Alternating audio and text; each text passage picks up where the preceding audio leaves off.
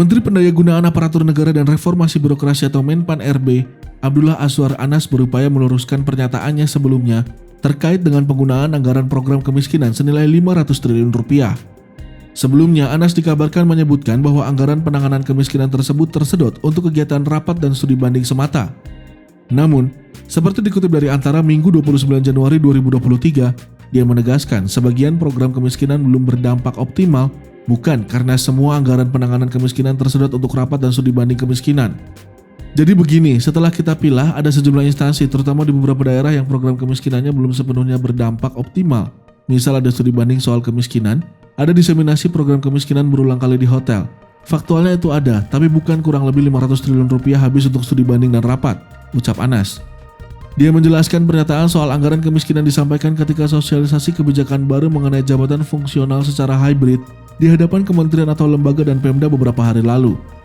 Ketika itu, lanjutnya, konteks yang dimaksudnya adalah membangun logical framework yang jelas soal reformasi birokrasi tematik pengentasan kemiskinan. Saat itu, Anas memaparkan bahwa logical framework Pemda soal pengentasan kemiskinan harus fokus. Bila goalnya pengentasan kemiskinan, maka programnya misalnya adalah peningkatan daya beli warga hingga meningkatkan akses murah terkait pendidikan untuk mengurangi beban pengeluaran keluarga menengah ke bawah.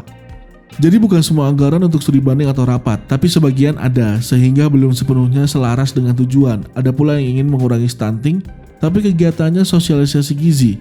Di sisi lain, pembelian makanan untuk bayi malah tidak dialokasikan, ucap Anas.